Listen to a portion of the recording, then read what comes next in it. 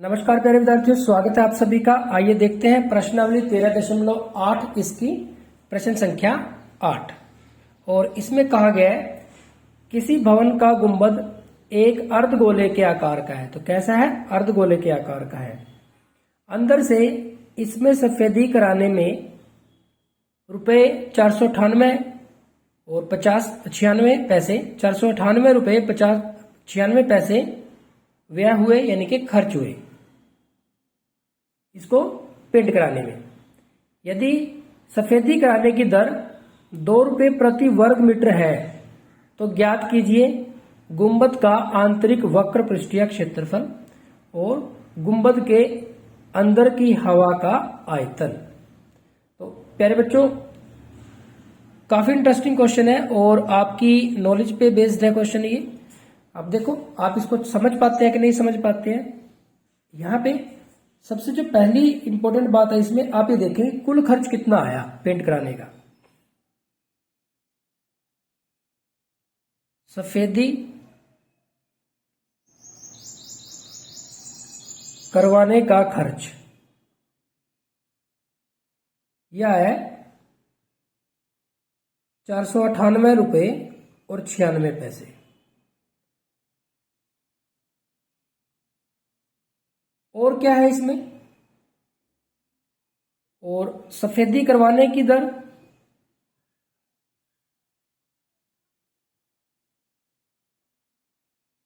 किस हिसाब से सफेदी करवाई है? 2 रुपये प्रति वर्ग मीटर। या आप इसको ऐसे लिख सकते हैं, रुपये 2 प्रति वर्ग मीटर। कुल इतने रुपए बने सफेदी कराने के, और इस रेट से बने। तो जितना एरिया, जितना जो जगह जो पेंट की गई है, इसके बट्टे में ये कर देंगे तो पता चल जाएगा हमें कि कितनी जगह पे पेंट की है। मान लो ये हमारे पास एक दीवार है, ये दीवार है। इस दीवार को पेंट कराने में 100 रुपये लगे, कुल 100 रुपये लगे हैं। और पेंट कराने का जो खर्च है वो 2 रुपये प्रति वर्ग मीटर है। इसको पेंट कराने का कुल खर्चा कितना आया? 100 रुपये। और पेंट कराने किस रेट से पेंट किया? 2 रुपये प्रति वर्ग मीटर की दर से। तो इसका कितना एरिया रहा होगा? ये 50 वर्ग मीटर एरिया रहा होगा ना। तो 50 वर्ग मीटर एरिया है तो 2 के हिसाब से वो 100 रुपये बन जाएंगे। तो इसके बटे में अगर जब हम 2 कर देंगे तो हमें ये पता चल जाएगा कितना एरिया है। तो ठीक इसी तरह से हम लिखेंगे, यही तो पूछा गया पहले, गुंबद का आंतरिक वक्र पृष्ठीय क्षेत्रफल। तो अंदर से ही सफेदी करनी है तो हम लिखेंगे कि गुंबद का आंतरिक पृष्ठीय क्षेत्रफल क्या होगा? जितना खर्च आया कुल खर्च बटे में खर्च की दर। कुल खर्च कितना है?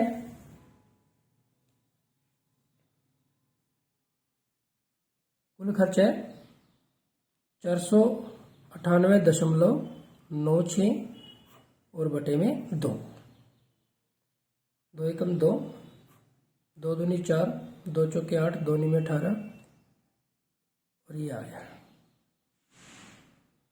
गया 249.48 वर्ग मीटर। तो ये आ गया हमारे पास गुंबद का आंतरिक पृष्ठीय क्षेत्रफल।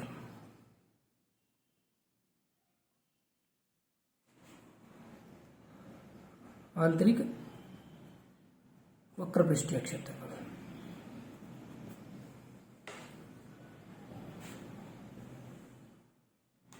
वक्र भी लिखे।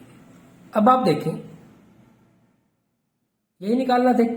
तो एक आंसर तो आ गया हमारे पास। आंसर 1। और क्या कहा है, दूसरे भाग में कहा गया है कि गुंबद के अंदर की हवा का आयतन, गुंबद के अंदर हवा का आयतन। तो प्यारे बच्चों, जो गुंबद के अंदर हवा होगी वो कैसी शेप लेगी, जैसा गुंबद है, और गुंबद कैसा है, अर्धगोलाकार। तो आपको क्या करना है, अर्धगोले का आयतन यहाँ पे यूज करना है। तो अर्धगोले का आयतन कितना होता है, 2/3 पाई आर क्यूब। अब देखिए 2/3 गुना में 22/7। अब वो जो गुंबद है, जो अर्धगोलाकार, जो ये गुंबद है इस तरह से, इसको अंदर से जब पेंट किया गया है तो इसकी त्रिज्या हमें चाहिए, ये आर चाहिए। इसके लिए हमारे पास हम क्या यूज कर सकते हैं वो देखते हैं। हमारे पास गुंबद का आंतरिक वक्र पृष्ठीय क्षेत्रफल है, और इसका सूत्र क्या होता है, इसका सूत्र होता है 2, ये हमारे पास कैसा है, अर्धगोले के कार का है। तो अर्धगोले का वक्र पृष्ठीय क्षेत्रफल हमें चाहिए। तो अर्धगोले का वक्र पृष्ठीय क्षेत्रफल, गोले का वक्र पृष्ठीय क्षेत्रफल 4πr², तो अर्धगोले का 2πr² हो जाएगा। तो ये किसके बराबर है, 249.48 के बराबर है। तो आप इसको हल करेंगे, 2 गुना में 22/7 गुना में r² बराबर है,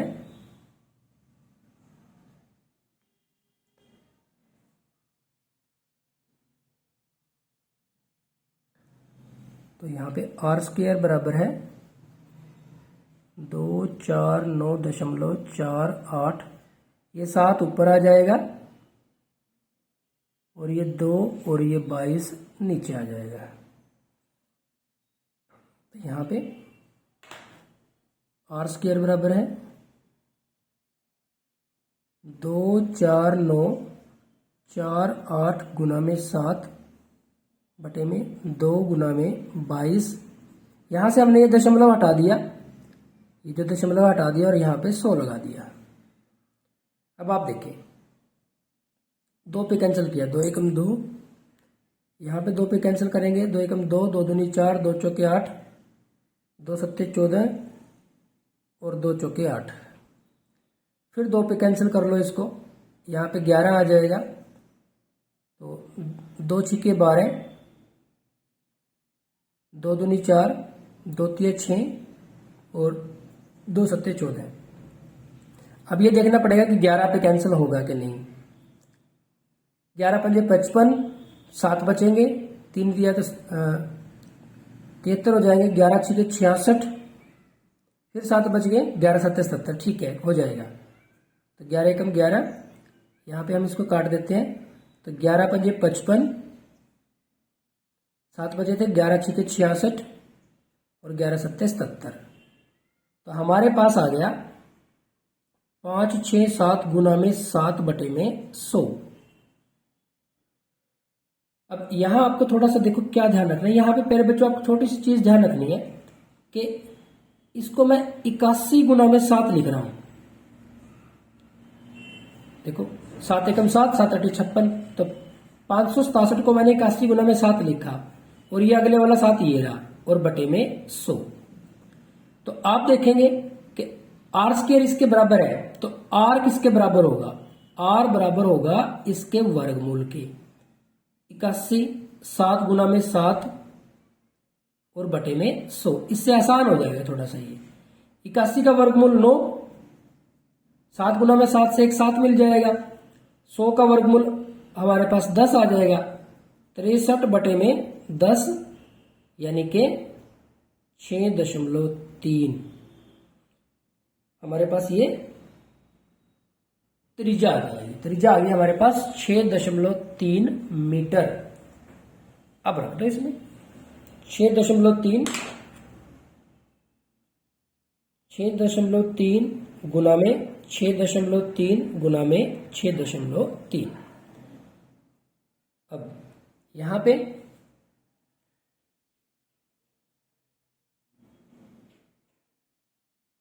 तीन एकम तीन, यहां पे देखो जब इसको कैंसिल करेंगे 3 दूनी 6, ये दशमलव यहीं पर रह जाएगा 3 एकम 3।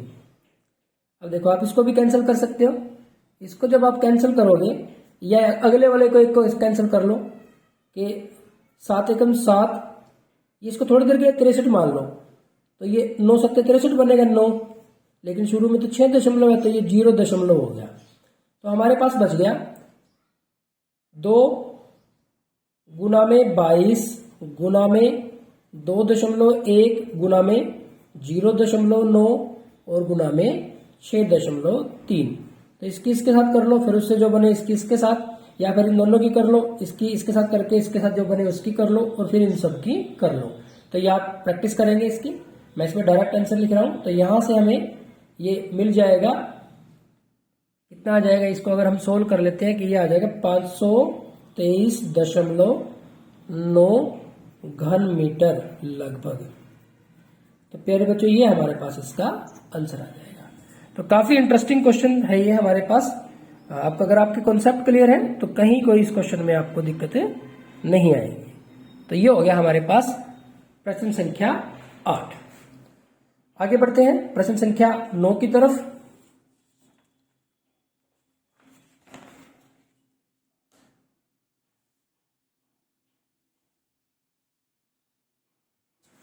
प्रश्न संख्या 9 में हमारे पास है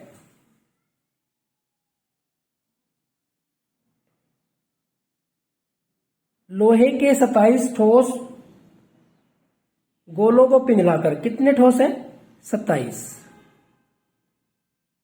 इन 27 ठोस गोलों को पिघलाकर जिनमें से प्रत्येक की त्रिज्या r है, ये जो ठोस है उनकी जो त्रिज्या है r है और पृष्ठीय क्षेत्रफल s है, इसको पिघलाकर एक बड़ा गोला बनाया जाता है जिसका पृष्ठीय क्षेत्रफल s डैश है। ज्ञात कीजिए नए गोले की त्रिज्या r डैश और s और s डैश का अनुपात। प्यारे बच्चों यहां पे जो आपको क्वेश्चन समझना पड़ेगा पहले कि छोटे छोटे गोले हैं इस तरह से,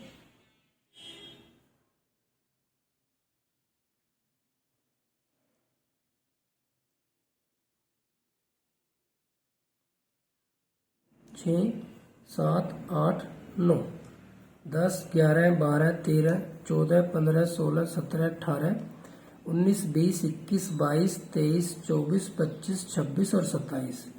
तो ये छोटे छोटे गोले हैं लोहे के, इनको पिघलाकर एक बड़ा लोहे का गोला बनाना है।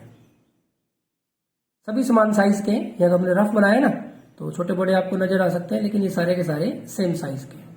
इनको सभी को पिघलाकर एक बड़ा गोला बनाया।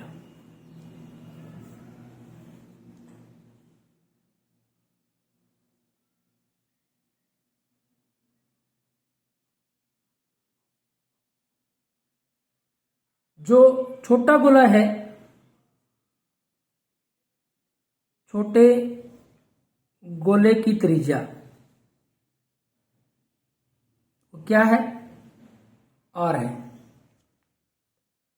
और पृष्ठीय क्षेत्रफल, छोटे गोले का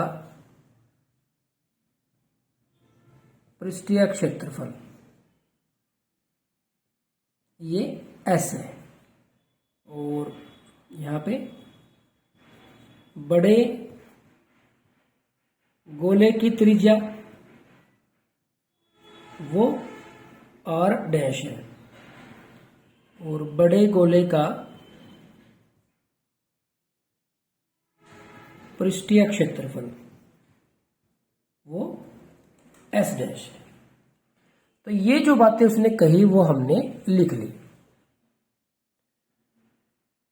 अब आपको इसको समझना है कि क्या कहा गया है कि लोहे के 27 ठोस गोलों को पिघलाकर जिनमें से प्रत्येक की त्रिज्या r और पृष्ठीय क्षेत्रफल s है, एक बड़ा गोला बनाया जाता है जिसका पृष्ठीय क्षेत्रफल s डैश है। ज्ञात कीजिए नए गोले की त्रिज्या। अब आप देखो, तो जो बड़ा गोला बनाया है वो इसी से तो बना है, यानी कि हम कह सकते हैं कि बड़े गोले का आयतन बराबर है 27 छोटे गोलों का आयतन। तो बड़े गोले का आयतन कितना होगा? 4/3 पाई, इसकी त्रिज्या, बड़े गोले की त्रिज्या हमारे पास क्या है? r dash cube. और 27 गुना में छोटे गोले का आयतन 4/3 पाई r क्यूब, क्योंकि इसकी त्रिज्या r है। अब आप देखो, 4/3 इस 4/3 के साथ कैंसिल, पाई के साथ ये हमारे पास पाई कैंसिल, यहां पे हमारे पास देखो r डैश का क्यूब है और ये हमारे पास कितना आया? 27 r क्यूब।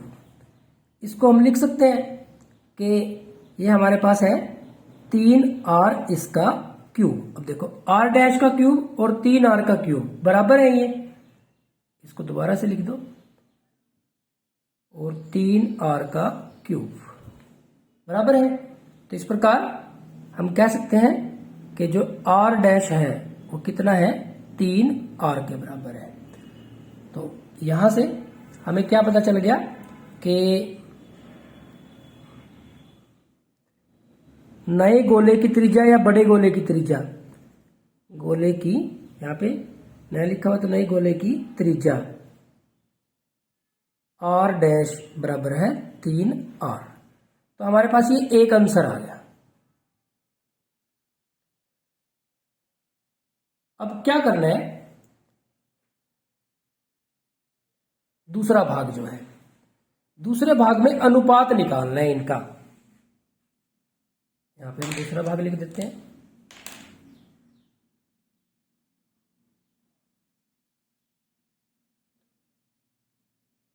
s और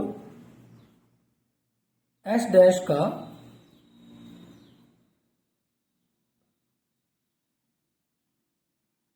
अनुपात, यानी कि s बटे में s डैश।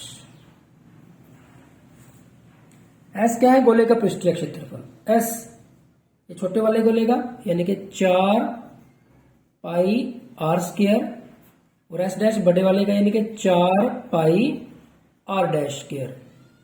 तो देखो 4 गुना में पाई गुना में, यहां पे ये r गुना में r है, और नीचे देखो 4 गुना में पाई गुना में r डैश का मान कितना है? 3r, 3r गुना में 3r है। तो ये 4 के साथ 4, पाई के साथ पाई, एक ये r कैंसिल, एक ये r कैंसिल, ऊपर आ गया 1 और 3 तिया 9। तो यहाँ पे हमारे पास जो अनुपात है, अनुपात बराबर है 1:9। तो ये हमारे पास इसका जो दूसरा आंसर आ गया। तो प्यारे बच्चों, ये हो गया हमारे पास प्रश्न संख्या 9। काफी इंटरेस्टिंग क्वेश्चन है, दो गोलों को आपस में कंपेयर किया है। आगे बढ़ते हैं प्रश्न संख्या 10 की तरफ। इसमें कहा गया है कि दवाई का एक कैप्सूल 3.5 मिलीमीटर व्यास का एक गोला है। वैसे तो देखो आमतौर पे जो कैप्सूल होता है वो इस तरह से होता है, इस तरह से कैप्सूल हम देखते हैं आमतौर पे जो कैप्सूल होता है, यानी कि यहां से यहां तक तो देखो आप क्या होता है कि ये एक बेलन की आकृति होती है, और इसके ऊपर भी और इसके नीचे भी क्या बना होता है? अर्धवृत्त हमें मिलता है। तो यानी कि ये इस तरह से नहीं है, ये हमारे पास इसकी जो शेप है इस तरह से नहीं है, वो कैसी है? एक गोले के आकार की है शेप। जो कैप्सूल है वो एक गोले के आकार का है। ये आप थोड़ा ध्यान रखोगे, क्योंकि आपके माइंड में जैसे ही कोई कैप्सूल, दवाई वाले कैप्सूल की बात आती है तो आपके दिमाग में कुछ इस तरह से ही आएगा कि ये तो गोले के आकार का होता ही नहीं है। लेकिन उसने जो बनाया हुआ कैप्सूल वो गोले के आकार का ही है, ये आपको ध्यान रखना है। तो इस तरह से इसको आप अपने दिमाग से निकालें और जो कैप्सूल है वो अपने दिमाग में अब की बार कि वो गोले के आकार का है, तो कुछ इस तरह से वो फिर कैप्सूल है। उसका व्यास दे रखा है। इस कैप्सूल में भरने के लिए कितनी दवाई की आवश्यकता होगी, यानी कि आयतन ही निकालना है और कुछ भी विशेष नहीं है इसमें। देखो यहां से मिलीमीटर क्यूब है ना, तो यहां से पता चल गया कि हमें आयतन और मिलीमीटर में काम है और हमें आंसर भी मिलीमीटर में चाहिए, तो हम इसको सिंपली में सोल्व करना है, आपको कुछ नहीं करना है। अब यहां से इसके हल की अगर हम बात करें, बिल्कुल सिंपल क्वेश्चन है कि गोलाकार कैप्सूल का व्यास बराबर है 3.5 मिलीमीटर। तो जो त्रिज्या है आर वो क्या आ जाएगी 3.5/2। तो यहां से अगर हम दशमलव हटा दें तो 10 लगा देते हैं, 5 दूनी 10, 5 सत्ते 35, तो 7/4 mm। हमसे पूछा गया है कि इसके अंदर कितनी दवाई की आवश्यकता होगी, तो हम लिखेंगे कि गोलाकार